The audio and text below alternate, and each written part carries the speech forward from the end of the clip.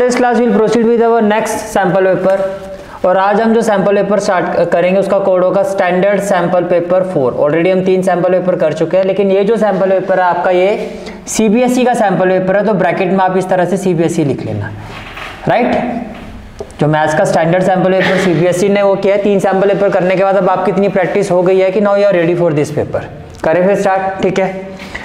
तो देखो स्टार्टिंग में जैसे कि हम बाकी पेपर्स में भी देख चुके हैं, स्टार्टिंग में आपको जनरल इंस्ट्रक्शन दी गई हैं। कितने सेक्शन होते हैं हमारे? ये सेक्शन ए जो होता है आपका वो 1 मार्क्स का होता है, बी 2, सी 3, डी 5, और जो आपका केस स्टडी वाला होता है 4 मार्क्स का होता है, 1, 1, 2 करके होता है, ठीक है। तो ये सारी इंस्ट्रक्शंस आपको दी गई है। सेक्शन ए का जो आपका फर्स्ट क्वेश्चन है, 2 positive integers A and B. First question of section A, first question of section A. Question is आपको 2 पॉजिटिव इंटीजर्स गिवन है लाइक ए, जिसकी वैल्यू कितनी है? The value of A is X cube Y square, value of A is X cube Y square. ये बात समझ में आ रही है, ठीक है। और जो बी इंटीजर है इसकी वैल्यू कितनी है? X y raise to power 3। अब क्वेश्चन में आपको ये कहा जा रहा है where x y are prime number then the result obtained by dividing the product of the positive integers by the LCM of a b. Okay, आपको ये कहा जा रहा है कि पहले तो आप इसका एलसीएम फाइंड करो। पहले आपको क्या फाइंड करना है? इसका एलसीएम। तो जब आप इसका एलसीएम फाइंड करोगे तो एलसीएम में क्या होता है? सेम वेरिएबल की जो हाईएस्ट पावर होती है तो वो क्या होगी? X raise to power 3। Same variable की हाईएस्ट पावर क्या है? Y raise to power 3। अब क्वेश्चन में आपको ये कहा जा रहा है कि जो इसका एलसीएम आया है, जो भी ये एलसीएम आया है ए और बी का, इसको आप इस इंटीजर के प्रोडक्ट से डिवाइड कर दो। ये स्टेटमेंट समझ में आ रही है? क्लियर है यहाँ तक सबको? ठीक है। इसका मतलब x cube into y cube को आपको डिवाइड करना है एक्स इंटू वाई से। तो ये कैंसिल होके क्या हो जाएगा? एक्स स्क्वायर, और ये कैंसिल होके तो एक्स स्क्वायर वाई स्क्वायर। बताओ कौन सा ऑप्शन? डी। तो option D is the answer of this question. Is it clear? ठीक है। Question is question number 2। Question is the given linear polynomial y equal to f x. देखो यहाँ पर आपको इस तरह से ग्राफ गिवन है, और ये आपको जीरो लाइन गिवन है जिसमें ये y एक्सिस को कट कर रही है 0,4 पर, और x एक्सिस को कट कर रही है 3,0 पर, राइट। अब आपको कहा जा रहा है the given linear polynomial y is equal to f x, y is equal to f x. तो आपका ध्यान किस पर होगा? x एक्सिस पर, y is equal to f x. बात समझ में आ रही है? ठीक है। अब इसमें कहा जा रहा है इसके कितने जीरो होंगे, यहाँ पे कितने जीरो हैं, और ये सारी ऑप्शन है। तो देखो ये जीरो लाइन है, एक्स एक्सिस को एक पॉइंट पर कट कर रही है, तो एक चीज तो क्लियर होगी, 1 0 है। फिर आपको कहा जा रहा है वो जीरो क्या होगा? एक्स एक्सिस का किस पॉइंट पर कट कर रही है? 3 पर, तो वो जीरो क्या होगा? 3। तो right option is option B, that is 1 0 and 0 is 3। 1 0 and 0 is 3। Question is question number 3। The given pair of linear equation is non intersecting which of the following statement is true. भाई simple सी बात है, 2 equation given है, दोनों जो line है linear equation से जो लाइन बनी है आपकी, लीनियर इक्वेशन का मतलब ऐसी इक्वेशन जो लाइन को रिप्रेजेंट करती है। तो यहाँ पर जो 2 इक्वेशंस हैं इनकी 2 लाइन जो वो आपस में पैरेलल है। पैरेलल होने का मतलब इनके बीच में सॉल्यूशन कैसा होगा? No solution. अगर 2 लाइंस पैरेलल होती हैं ग्राफिकली, अगर 2 लाइंस पैरेलल है तो वो नो सॉल्यूशंस को रिप्रेजेंट करती है। और नो सॉल्यूशन की इक्वेशन होती है a1/a2 equal to b1/b2 but not equal to c1/c2। इसका मतलब जो यहाँ पर हमारा आंसर बनता है दैट इज ऑप्शन बी। यहाँ पर हमारा जो आंसर बनता है that is option B. Is it clear? ठीक है। Question number 4। Question is right the nature of the root of the quadratic equation. तो क्वाड्रेटिक इक्वेशन क्या है आपकी? Quadratic equation is 9x square minus 6x minus 2 equal to 0। Nature बतानी है। अब nature के लिए नेचर कैसे पता चलती है क्वेश्चन की? With the help of a D value. इसको आप क्या कहते हो? डिस्क्रिमिनेंट। इसको आप क्या कहते हो? डिस्क्रिमिनेंट। अब इसमें क्या होगा? देखो अगर डी 0 के इक्वल होगा तो आप क्या कहोगे? Real and equal roots, real and equal roots. But अगर d की वैल्यू 0 से बड़ी होती है, अगर d जो है ग्रेटर देन 0 होता है, तब आप क्या कहोगे? रियल एंड अनइक्वल या डिस्टिंक्ट रूट। यानी कि वही क्वाड्रेटिक इक्वेशन है तो डिग्री 2 है, तो यहाँ पे तो दोनों रूट्स क्या होंगे? इक्वल होंगे, और यहाँ पे दोनों ही रूट्स क्या होंगे? अलग अलग होंगे, 2 डिस्टिंक्ट रूट्स। बट अगर d जो है लेस देन 0, दैट इज अगर d हमारा नेगेटिव आता है, अगर d हमारा क्या आता है? नेगेटिव आता है, तब आप क्या कहोगे? No real roots, no real roots. तो यहाँ पे d को क्या कहते हैं? डिस्क्रिमिनेंट, और डी होता किसके इक्वल है, बी स्क्वायर माइनस 4ac। तो पहले तो आपकी ये जो इक्वेशन है इसको आप कंपेयर करो, कंपेयरिंग इक्वेशन 1 विद, किससे कंपेयर करोगे, ax square plus bx plus c equal to 0। तो what will be a, 9, what about b, -6, what about c, -2, what about c, -2। ये बात समझ में आ रही है, क्लियर है यहाँ तक, ठीक है। अब देखो जी b स्क्वायर, तो b की जगह क्या आ जाएगा, -6 स्क्वायर, -4, a की जगह क्या आ जाएगा, 9, c की जगह क्या आ जाएगा, -2। तो ये हो जाएगा 36 माइनस माइनस प्लस, 9 4 जा 36 2 जा 72। बेसिकली आपको समझ में आ गया कि ये जो भी वैल्यू आएगी पॉजिटिव आएगी और डी जो है 0 से बड़ा आएगा। इसका मतलब कौन सा ऑप्शन, सेकंड, कि यहाँ पे जो रूट्स होंगे कैसे होंगे, रियल और डिस्टिंक्ट रूट। तो कौन सा ऑप्शन है, सी। तो right answer is option C, right answer is option C. Is it clear? Question number 5 is 2 AP have the same common difference. The first term of one of these is -1. तो मान लेते हैं first AP है and this is the second AP। इसकी जो first term है इसको हम ले लेते हैं स्मॉल a, जिसकी वैल्यू कितनी है, -1। और इसकी जो सेकंड AP है उसको हम ले लेते हैं फर्स्ट टर्म उसकी a' ले लेते हैं, जो एज पर क्वेश्चन कितनी है, जिसकी वैल्यू -8। एज पर क्वेश्चन कितनी है, वैल्यू -8। अब आपको ये कहा जा रहा है डिफरेंस बिटवीन देयर 4 टर्म, इन दोनों की 4 टर्म का डिफरेंस क्या होगा। तो इन दोनों की 4 टर्म यानी कि a4 माइनस a'4 कर देते हैं। तो a4 क्या हो जाएगा, a प्लस 3d और माइनस a क्या हो जाएगा, a' प्लस 3d, कुछ इस तरह से होगा। ये हमसे पूछा गया है, समझ में आ रही है बात। तो इसको सॉल्व करोगे तो क्या आएगा, a plus 3d minus a' plus minus क्या होगा, -3d, 3d से 3d कट जाएगा, ये हो जाएगा a माइनस a'। a कितना था, -1 माइनस माइनस +8, तो इट इज इक्वल टू 7। बताओ कौन सा ऑप्शन, सी। तो right answer is option C. समझ में आया, क्लियर है यहाँ तक। Now question is question number 6, find the ratio in which the line segment joining. अब एक लाइन सेगमेंट है, say this is the line segment A B, line segment is A B. तो जो पॉइंट ए है इसके coordinates क्या है, 2, -3।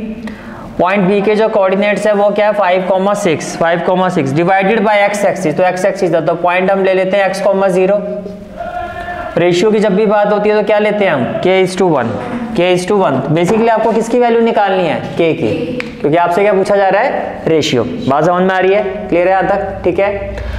अब देखो जी, फर्स्ट ऑफ ऑल y क्या है, 0। तो बाय सेक्शन फॉर्मूला, अगर मैं y की वैल्यू निकालता हूं तो क्या होगा, k into 6 that is 6k plus 1 into -3, तो प्लस माइनस क्या हो जाएगा, -3 upon sum of ratio that is k + 1। और ये 0 के इक्वल होगा क्योंकि y पॉइंट तो यहाँ पे 0 है। अब k + 1 को 0 से मल्टीप्लाई करूंगा तो 6k - 3 0 ही आएगा। तो 6k किसके इक्वल होगा, 3k, और k इक्वल टू क्या होगा, 3/6 दैट इज 1/2। सो 1/2 का मतलब जो रेशियो होगा आपका 1:2 होगा। तो ऑप्शन ए, तो right answer is option A. कोई doubt? Next question is question number 7, xy is 5 unit from the origin. तो ये ओरिजिन होता है, this is the origin point.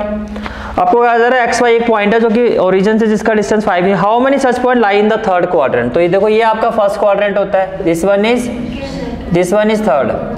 तो ऐसे कितने पॉइंट जो जिसका ओरिजिन से डिस्टेंस हम 5 यूनिट ले सकते हैं, वो इनफाइनाइट पॉइंट आप ले सकते हो जिनका ओरिजिन से डिस्टेंस कितना होगा, 5 यूनिट। तो आंसर क्या होगा, ऑप्शन डी। थर्ड क्वाड्रेंट में ऐसे आप इनफाइनाइट पॉइंट ले सकते हो जिनका डिस्टेंस क्या होगा, 5 यूनिट। बात समझ में आ रही है। ना question is question number 8, in triangle A B सी।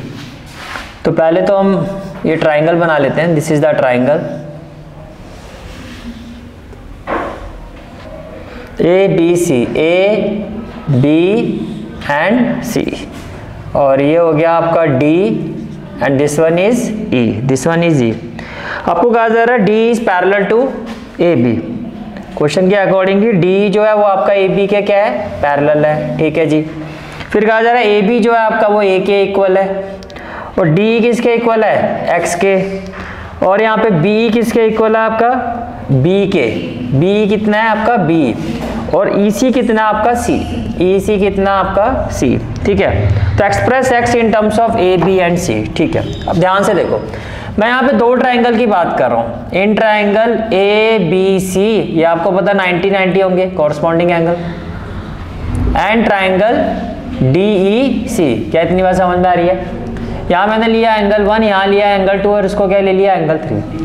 क्या मैं बोल सकता हूँ एंगल 1 एंगल 2 के इक्वल होगा, कॉरस्पॉन्डिंग एंगल, क्योंकि ये पैरेलल है तो ये क्या हो जाएगा, ट्रांसवर्सल, तो ये हो गया आपका कॉरस्पॉन्डिंग एंगल।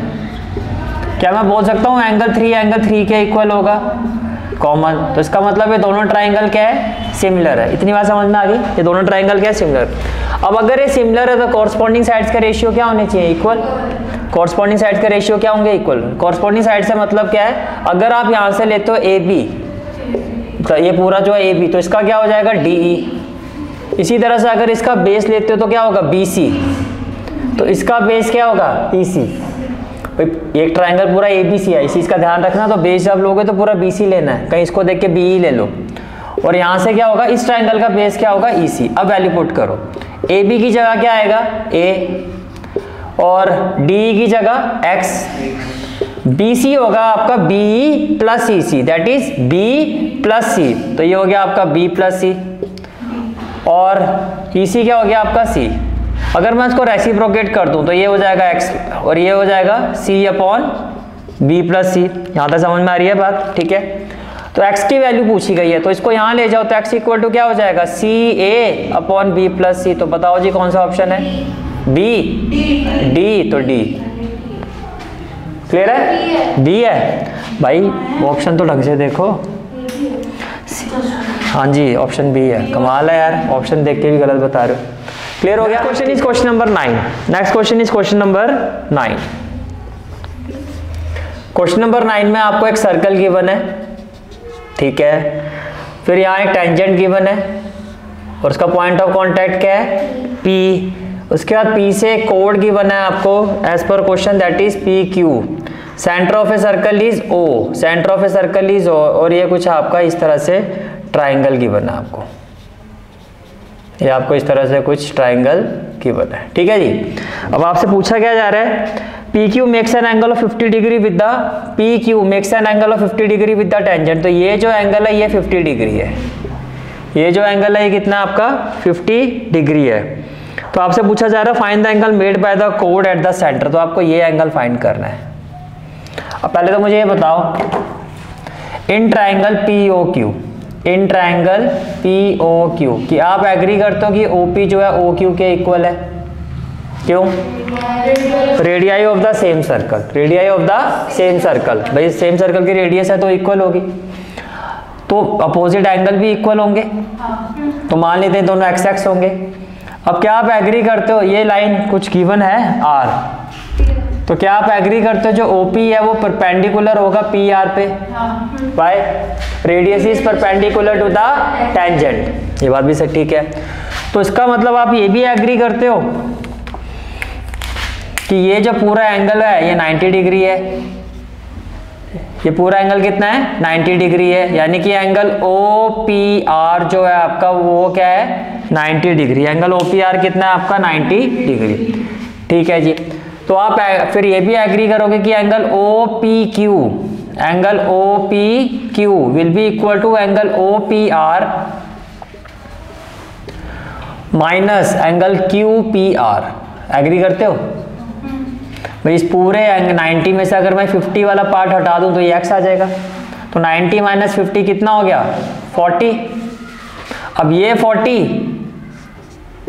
तो ये भी कितना 40, तो ये भी 40।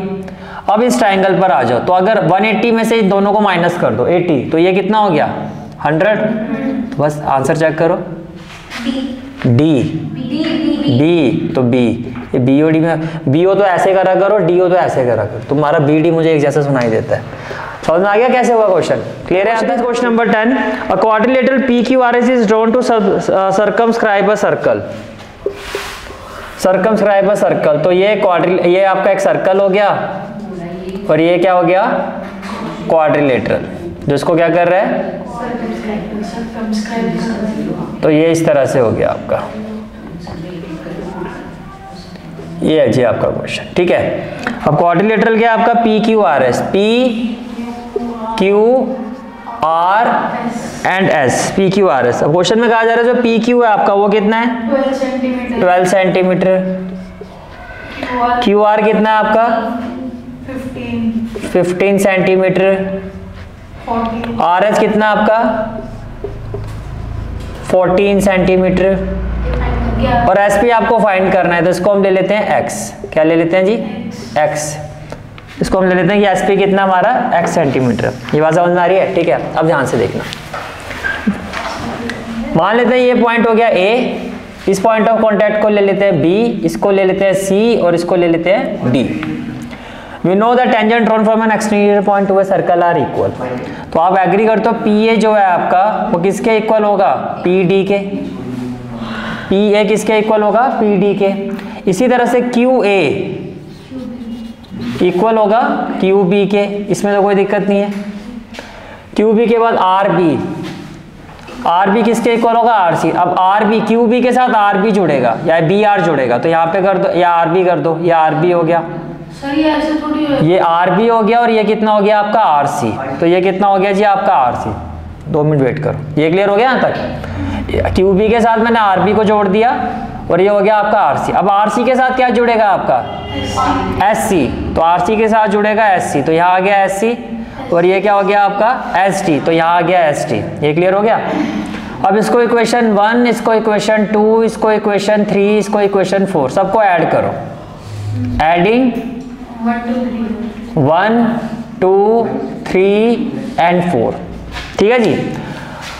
अब देखो पी ए के साथ क्या जुड़ेगा, क्यू ए, तो इसको एक ग्रुप में ले लो, P A plus Q A, P A plus Q A. और आर सी और S C, R C plus S C ले लो, plus R C plus S C equal to यहाँ पे क्या हो जाएगा, पी डी। पी डी के साथ क्या जुड़ेगा, एस टी, तो पी डी के साथ एस डी को जोड़ दो, P D plus S D plus Q B और आर बी को, क्यू बी और आर बी को जोड़ दो, क्यू बी और आर बी, या बी आर जो भी करना, यहाँ पे चाहे बी आर कर लो आप, तो Q B plus B R. अब P A plus Q A क्या हो गया, पी क्यू। ठीक है जी, plus R C plus S C क्या हो गया, आर एस या S R, equal to P D plus S D कितना हो गया आपका, पी एस या एस पी, और क्यू बी प्लस ये कितना हो गया आपका, क्यू आर। हो गया जी। अब पी क्यू की वैल्यू कितनी है आपकी, 12, प्लस आर एस की वैल्यू कितनी है, 14, और एस पी की वैल्यू आपको फाइंड करनी थी, और क्यू आर कितना है आपका 15। अब 4 और 2 6, 26 माइनस 15 इक्वल टू एक्स, तो एक्स की वैल्यू 11। बताओ कौन सा ऑप्शन, डी। तो right answer is option D. Is it clear? Is question number 11, given that sine theta is equal to a by b. क्या गिवन है आपको, sine theta is equal to a by b. अब आपको क्या find करना है, cos theta. क्या find करना है, cos theta.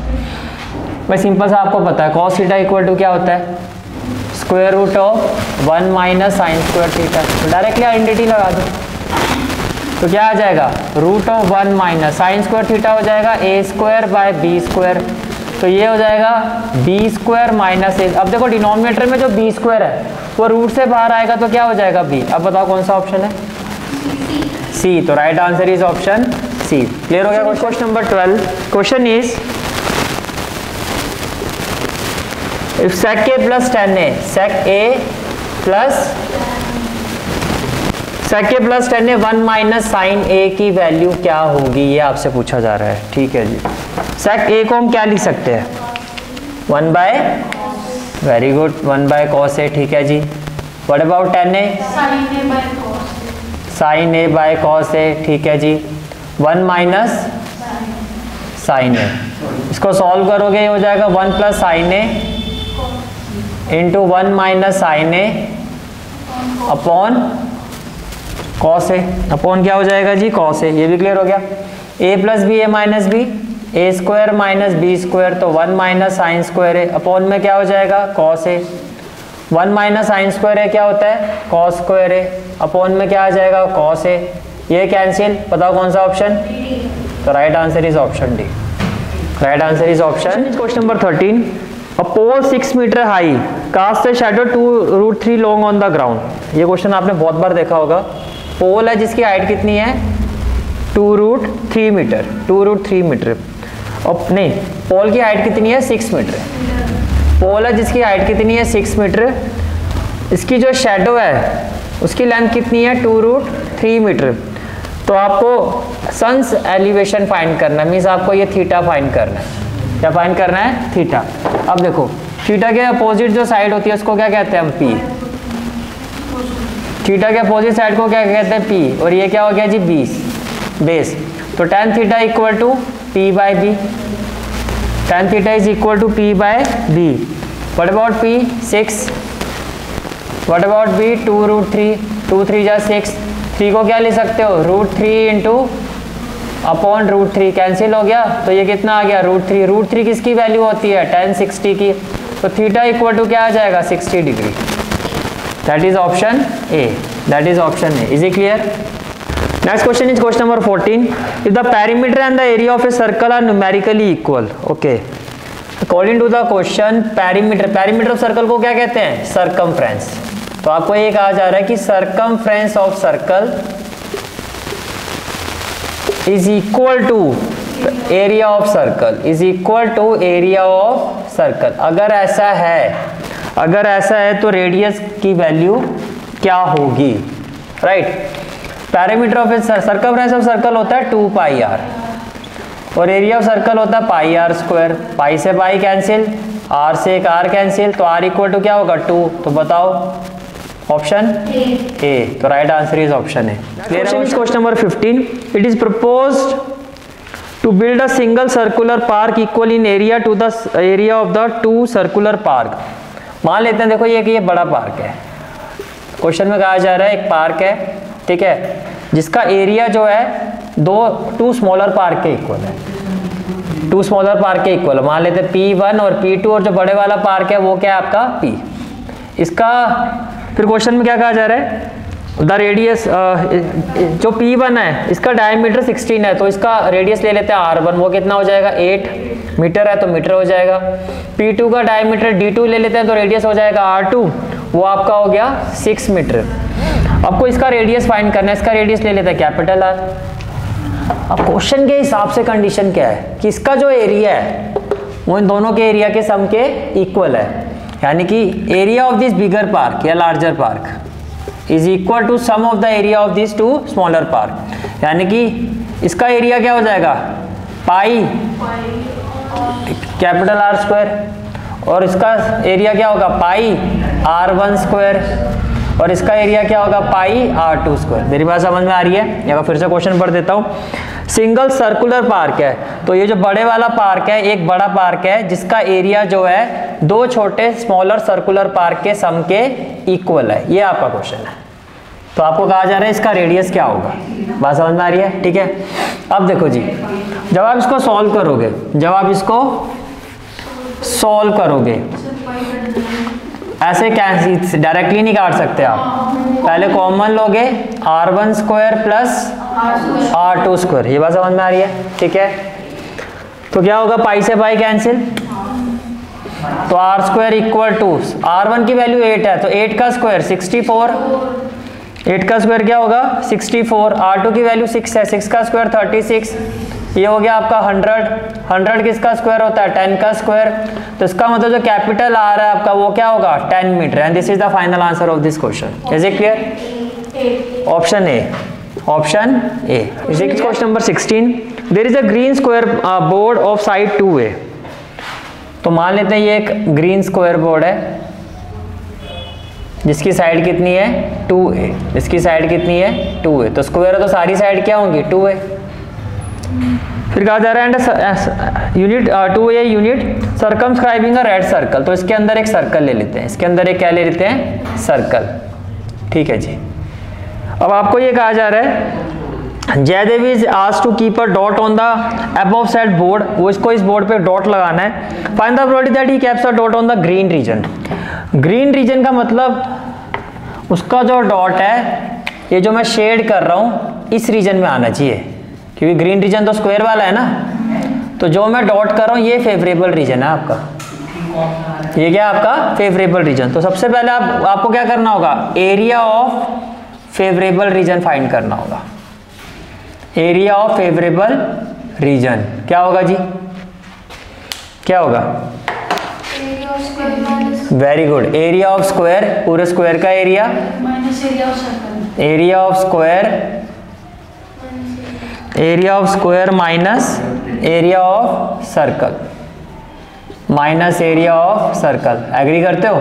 Area of square क्या होगा, साइड स्क्वायर तो 2a का स्क्वायर, तो क्या हो जाएगा 4a स्क्वायर, और ये हो जाएगा पाई आर स्क्वायर, ये क्या हो जाएगा पाई आर स्क्वायर। क्लियर हो गया यहाँ तक? अब तो इसमें रेडियस क्या होगा, देखो जो ये डायमीटर है, ये पूरा डायमीटर कितना है 2a, तो रेडियस कितना हो जाएगा a, तो ये हो जाएगा 4a square minus pi a square, क्योंकि रेडियस 2a का आधा a, तो ये हो गया 4a square minus a square. यहाँ से अगर a स्क्वायर कॉमन लेते हो तो 4 माइनस पाई। और इस पूरे रीजन का एरिया अगर मैं आपसे पूछूं, total area of region, total area of region, तो क्या होगा area of square, total area तो यही है ना एरिया ऑफ स्क्वायर, तो ये हो गया आपका 4a स्क्वायर। तो मैं प्रोबेबिलिटी पूछूं, प्रोबेबिलिटी ऑफ रिक्वायर्ड इवेंट, तो क्या होगा favourable region a square minus within bracket 4 minus pi divided by 4a square, तो ये आंसर आना चाहिए 4 माइनस पाई बाय 4, बी। तो right answer is option B, कि उसका जो डॉट है वो शेडेड वाले पार्ट में लगेगा, उसकी प्रोबेबिलिटी क्या है 4 minus pi upon 4। Next question is question number 17, 2 cards of heart, heart के कितने कार्ड है 2, ठीक है जी। फिर कहा जा रहा है 4 कार्ड्स ऑफ स्पेड, स्पेड के कितने कार्ड है 4, are missing from a pack of 52 card, तो रिमेनिंग कार्ड्स कितने रह गए टोटल, हाँ जी 46, 52 में से 6 माइनस कर दो तो रिमेनिंग कितने रह गए 46 कार्ड, ठीक है। What is the probability of getting a black card, अब ब्लैक कार्ड में क्या हर्ट आता है, नहीं, हर्ट तो क्या होता है रेड, लेकिन स्पेड क्या होता है ब्लैक। वैसे ब्लैक टोटल कितने होते हैं 26, लेकिन 4 तो मिस हो गए, तो कितने रह गए, तो फेवरेबल कितने हैं, वेरी गुड 22 बाय, अब इसको सिंप्लीफाई करूँ ऑप्शन में ऐसे ही बना है, ऑप्शन क्या है बी। अभी क्या कहा था तुम्हें, सुनाई नहीं देता, ये आती नहीं है तुम्हारे, हाँ ऑप्शन बी। क्लियर है यहाँ तक? Next question is question number 18, find the upper limit of the model class from the given distribution. बताओ जी, पहले आप लोग बताओ मॉडल क्लास की अपर लिमिट क्या है यहाँ पे।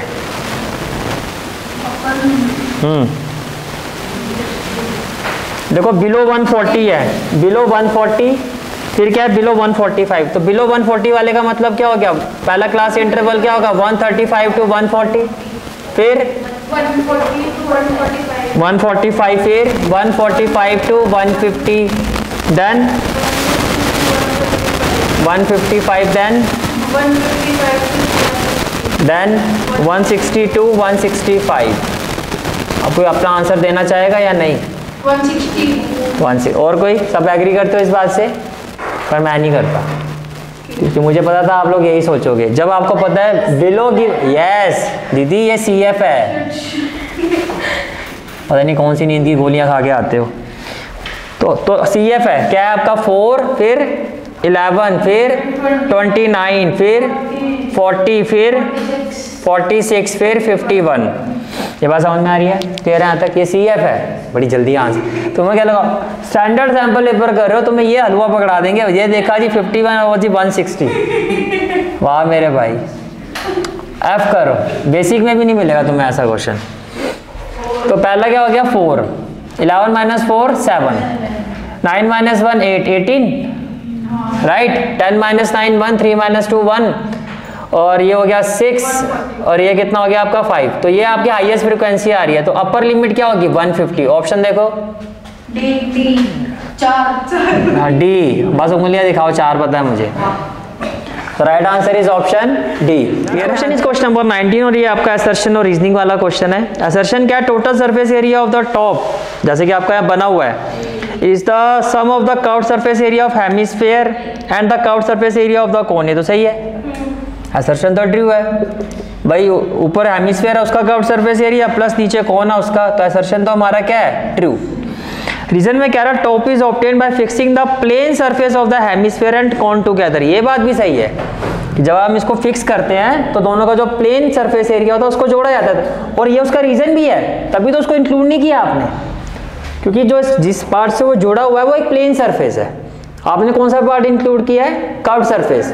क्यों किया? क्योंकि वो प्लेन सरफेस से जुड़ा हुआ है, तो ये इसका रीजन भी है। तो राइट आंसर क्या होगा? Option A. राइट आंसर क्या होगा? Option A. क्लियर है यहाँ तक? Question number 20। असर्शन इज आपको एक एपी की बना -5 है I think first term, then -5/2 0। मैंने खुद ही कह दिया एपी, अभी चेक भी नहीं किया। चेक करो एपी है कि नहीं है। a2 - a1 -5/2 + 5, तो ये हो जाएगा -5 + 10/2। तो ये तो आएगा जी आपका 5/2। क्या आएगा? 5/2। तो ये आपका आ गया 5/2। अब a3 - a2 minus minus plus, तो ये भी 5/2। हाँ जी एपी तो है, तो असर्शन तो क्या है आपका? True. The term of an arithmetic progression can not have both positive and negative rational number. ये किसने कह दिया? ये गलत है। तो assertion is true and reason is false. तो right answer is option C. और इसी के साथ section A complete. This is for today's class. I hope you like this class, and if you like this class then do like, share and subscribe my channel, and don't forget to press the bell icon. Bell icon press करने से क्या होगा? जो भी मैं lecture upload करूंगा you will get the notification of that lecture. Thanks for watching this video. जहाँ तक आपके मैथ्स कोर्स की बात है, कंप्लीट मैथमेटिक्स कोर्स की जो प्लेलिस्ट का लिंक है वो आपको डिस्क्रिप्शन सेक्शन में मिल जाएगा। So bye, take care and have a great day.